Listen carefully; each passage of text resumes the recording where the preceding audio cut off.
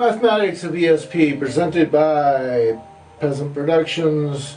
Math of ESP, why it works even if you don't believe in it.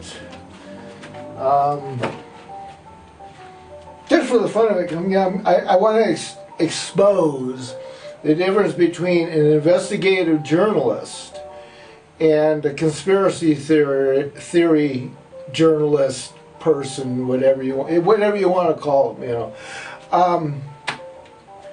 99% of conspiracy theory people, it doesn't matter if it's one of these people that runs around ranting that Trump is Jesus Christ and you should never challenge him, flat earth, lizard people are coming, you know, any of those people, just like, you know, any of these religions, okay, you're supposed to accept them on blind faith. You're not supposed to challenge them. You're supposed to just totally believe them. Okay? Most of all the flat earth people I've ever dealt with are absolutely scared of you challenging them. How dare you challenge me with any kind of fact? How dare you use any kind of scientific data to challenge me? I'm telling you I'm right, or my friend down the road is right, or this person I believe in is right. The same thing for the lizard. You know, the lizard people are terraforming for using humans for food people. They absolutely refuse to stop and accept the fact that if you go and look at the V series, science fiction series that was like 1980s or something, which were about lizard people coming to harvest humans as food, yes. There's an awful similarity between the costumes that were used in the 1980s V series and the footage you see of these, oh look, I saw a lizard person. They're afraid of fact-checking, okay? UFO type stuff, which is kind of why I'm saying this. I just watched somebody who, he gives some interesting data, but every time somebody comes forward with any kind of video or photograph taken of something in the air, almost constantly the guy runs to, look, it's UFOs! And the guy doesn't have any background in photography. He doesn't have any idea what he's looking at. And he is too quick to go running after, oh, look, it's a mutant, it's an alien, it's a spacecraft, okay? I have been photographing night skies since the early 1970s, okay? I've been a professional photographer for 45 years. I was the photo editor of 6 newspapers for one publisher for 9 years. One of those conspiracy theory type people, you know, started ranting and raving. How, see, that proves you were fired from 5 newspapers. How was I fired from 5 newspapers and stayed with the 6 if they were all one publishing company? And I walked out of that job on my own. I was not fired. I walked out. Technically, as far as I know, I've only been fired from one job in my entire life. And other than that, I've never been fired, folks. Yeah.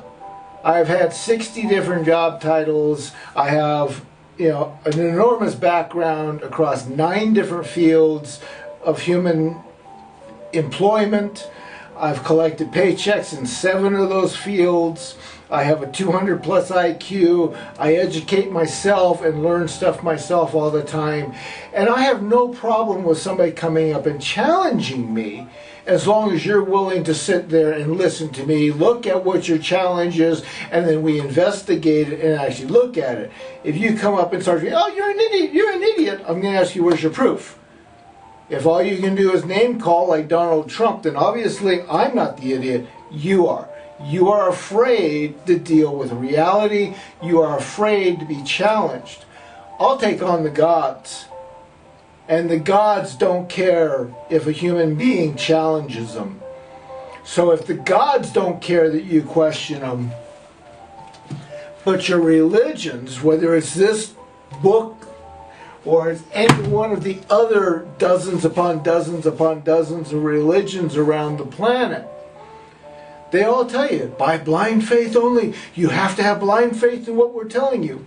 Why? Because they don't want you to investigate them. They don't want to have you go out there and look at reality. Okay? Now, the guy I was just looking at, he does a lot of different things, and he's a site that I've been going to, fairly regularly for a couple years now. I'm not real heavy into the guy, but he does bring up some interesting stuff in his feeds from different areas that are fun.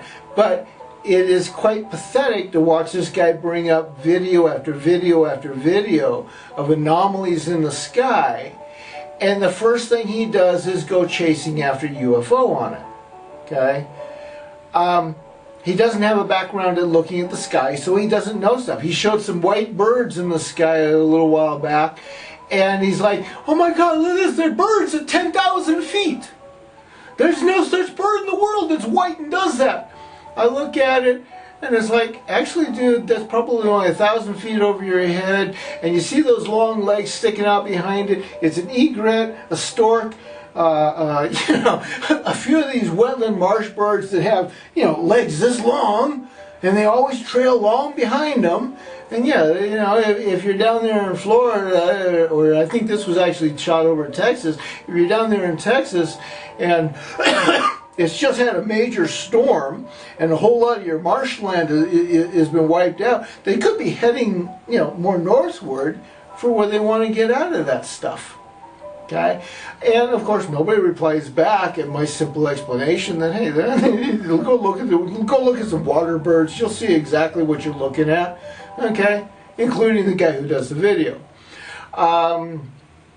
This is quite common of people who chase conspiracy theory. They don't want you to fact check. Okay? This, like I said, is facts. This is factual.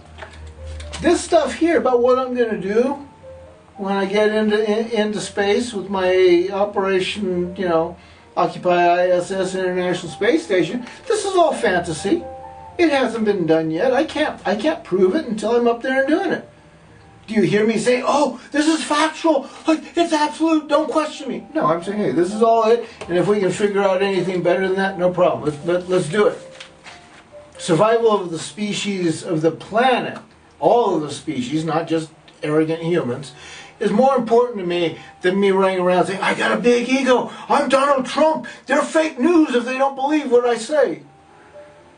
Donald Trump was that bad in 1990 when I first studied him, folks. And when I studied him, the first thing that came up was the Rothschild and Goldman Sachs were getting into his pocket because he had lost so much of his grandfather's billion-dollar inheritance that he got when he was born. He's always been a 1% elite rich. He's a lousy businessman, but he's very arrogant. He's a bully. He's a sexist. He's a racist. Okay? No fact. No. Anything against that is provable. And yet people are around, oh, Donald Trump is Jesus Christ in the flesh. I just discovered him 10 minutes ago and I'm converted. Oh. Yeah. They don't want to fact check. But they'll definitely chase after somebody that says, don't fact check. Yeah. If you want to talk about UFOs, no problem. I can tell you some stories about some stuff that I've seen at night.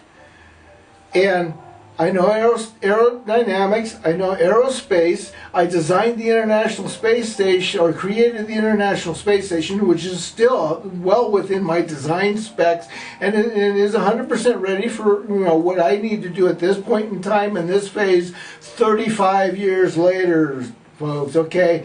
That's how far ahead I can see. That's how far ahead I can think. That's how far ahead I can plan, okay? But I've seen stuff that believe me, it don't match anything that I know of on this planet capable of doing what I saw in those night skies. So therefore, yes, UFOs are very much possible, and I can tell some stories that would definitely make you stop and think. But I've also shot so much footage at night of airplanes and satellites and shooting stars and the stars itself and landscape and sunset and sunrise, that I'm not fooled by clouds. Okay? I'm not fooled by somebody double imaging a videotape of something that obviously doesn't quite fit where it's at, and it doesn't do the right things. There's no shadow where the shadows are supposed to be and stuff like that. Okay? But the conspiracy theories, don't fact check me, don't challenge me. It's all real. It's like how many Jewish people want you to sit there and point out the fact that according to the Old Testament here, you know, the Jews walked out of Egypt with Moses, and Moses parted the sea. And everybody, oh, that's the real God. But Egypt, which was the mightiest nation, didn't fall into riots. You don't have the destruction of the pyramids. You don't have the destruction of the temples. You don't have 20, 30 years of riots and pharaohs getting murdered and slave raids on all of the neighboring nations as the elite rich and upper class went out and got back their slaves, because the Jews were, you know, 1/3 to 1/2 the population according to them. And there's even people who are saying you can't even find any kind of genetic link of what the Jewish people are claiming of themselves to be over there. Okay, you also don't have anybody who's willing to challenge the fact that all of the apostles to Jesus Christ have Northern European names, not Arabic names. So you have two absolute physical facts, and nobody wants to talk about it because it would flat out crush the reality of that book having any truth in it, the Jews having any truth to their religion, the Christians having any truth to their religion, the Catholics having any truth to their religion, and the Muslims, who also used the Old Testament for that, and was also created around 330 AD. Now, the Bible itself was created from 300 AD to 600 AD, 300 years after the Jesus Christ walked the planet. All of a sudden you have a religion created. Yeah, there's definitely some issues there with, you know, where's the witnesses? How did you know, paper letters and eyewitness accounts exist? Okay, it doesn't. It can't. It never happened. It was a whole entire farce by the elite of the Roman Empire, which was splitting at that time. The Bible went north into Europe, so they used European names, and the Muslims went south, and they used Arabic names. But they both based themselves off of the same theory. Okay? So that's why I say, if you want to investigate as a journalist looking for real truth, and I've been doing this for 45 years, I have been doing it for the gods, okay, not newspapers and stuff like that. I've been investigating for the gods, which is a big difference. That's why this makes such a difference. That's why I've got this Revelation 2:17. I talk to all the gods, and all the gods talk to me. I am faithful and true to the point where I will challenge gods even. That's why Revelations 19:11 fits me, because you have to have this to be this person. Okay? All the facts line up. I'm not telling you fantasy, and I'm not telling you not to check it. I'm not telling you you can't go into the spiritual. I'm telling you, you can go there. The only thing you will see, you can go there, you can see that you know, energy of that white stone on my soul. You will never know the name. You can't know it. But that stone can't be a physical object, because then somebody could steal it from me. I could drop it out of my pocket, and when I die it would be left behind, and someone would know a name that they're not allowed to know, because it would violate the God.